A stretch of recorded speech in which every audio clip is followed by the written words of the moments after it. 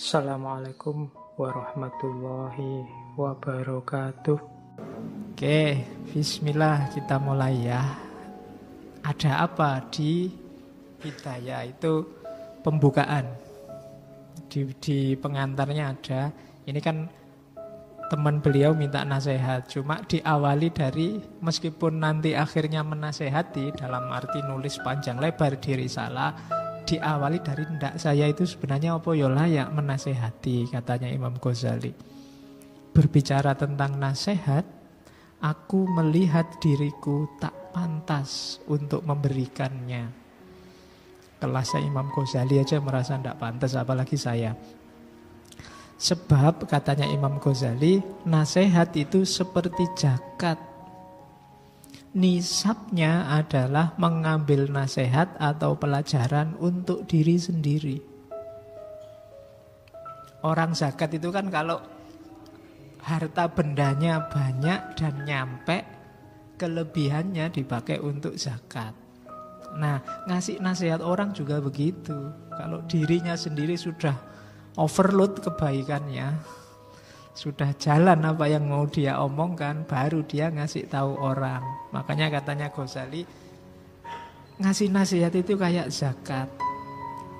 Bagaimana saya bisa ngasih zakat kalau nisabnya aja saya nggak nyampe? Mungkin ilmuku, pengetahuanku masih belum nyampe limit untuk zakat. Belum untuk diriku sendiri aja masih kurang. Itu bahasanya Ghazali begitu. Orang yang tidak memiliki cahaya tak mungkin dijadikan alat penerang oleh yang lain. Ini pasti tawadhu. Karena bagi kita Ghazali itu cahaya yang luar biasa, tapi dia tetap merasa belum terlalu bercahaya, belum layak menasehati. Bagaimana bayangan akan lurus bila kayunya bengkok? Allah mewahyukan pada Isa dan Maryam, nasehatilah dirimu. Jika engkau telah mengambil nasihat, maka nasihatilah orang lain. Jika tidak, malulah kepadaku. Itu katanya Allah pada Nabi Isa. Jadi yang suka menasehati, kalau dirinya sendiri belum begitu, apa ya ndak malu, kan itu maunya Imam Ghazali. Nanti jangan-jangan malah bikin malu saya nasihat. Teorinya sih aku ngerti mungkin, tapi kan belum saya kasihkan untuk diriku sendiri. Belum layak untuk ngasih orang lain. Itu gaya tawaduknya para ulama zaman dulu.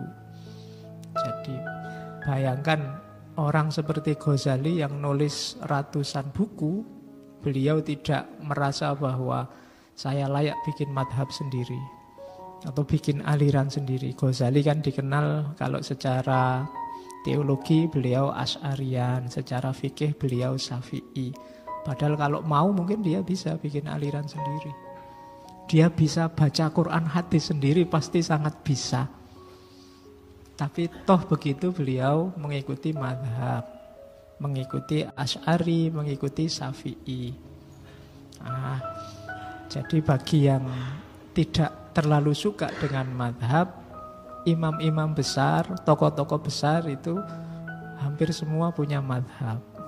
Kayak Ghazali ini, bahkan ada Imam Suyuti. Imam Suyuti itu umurnya beliau paling sekitar sampai 60, tapi menulis 720-an sekian kitab.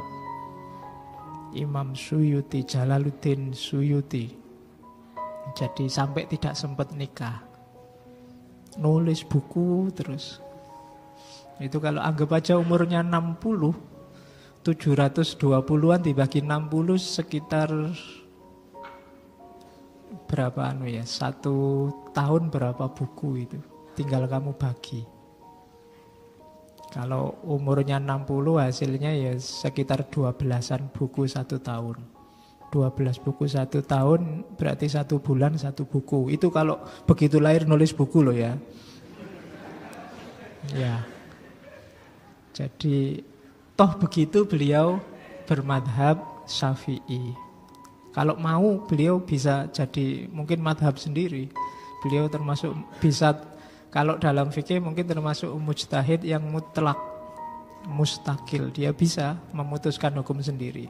Toh begitu beliau ikut madhab Imam Syafi'i. Itu antara lain menunjukkan bahwa masih banyak mungkin orang lain yang lebih pintar dari saya, dari ketawaduannya. Kalau mau mungkin beliau saya bisa kembali sendiri pada Quran dan Sunnah, mungkin bisa begitu. Tapi kan enggak, beliau lebih mengikuti Imam Syafi'i. Itu karena ketawaduan. Oke, terus. Nah, terus Imam Ghazali mengutip satu hadis bahwa sebenarnya ada tukang nasihat yang dahsyat luar biasa.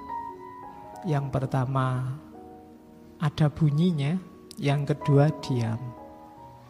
Yang pertama Al-Quran, yang kedua adalah maut, mati. Kalau Al-Quran butuh ilmu, karena dia bentuknya teks.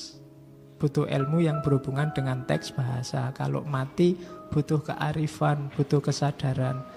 Nasihat paling puncak itu kematian.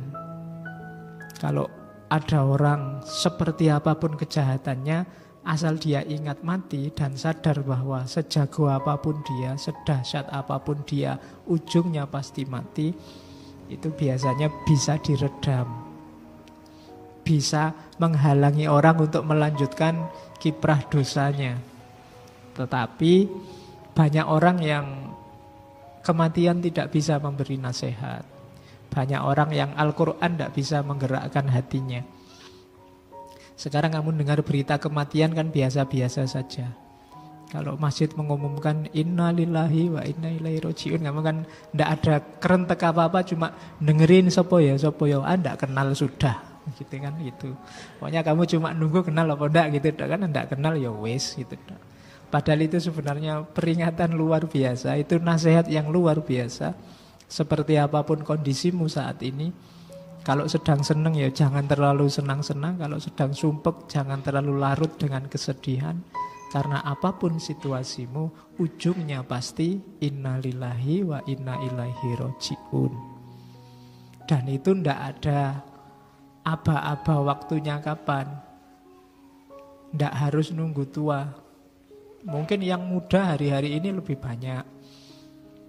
Yang tua, yang sakit lama malah ndak meninggal-meninggal. Yang ndak sakit tiba-tiba meninggal juga banyak. Itu kan nasihat-nasihat yang luar biasa. Jadi ada nasihat yang berbunyi, ada nasihat yang diam.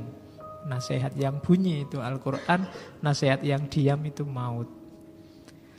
Nah, itu pengantarnya Ghazali sebelum dia masuk ke materi Bidayatul Hidayah. Dan Bidayatul Hidayah itu ditujukan untuk level orang-orang seperti kita, para pemula yang berniat menempuh jalan. Jadi isinya tidak terlalu berat secara teori, simple dan praktis. Oke, untuk malam hari ini saya cukupkan sekian dulu. Mohon maaf kalau ada yang kurang berkenan, mungkin 1-2 kekurangan apa, mohon dimaklumi. Kalau ada kekhilafan, kealpaan yang teman-teman ngerti benernya seperti apa, ya silahkan disampaikan.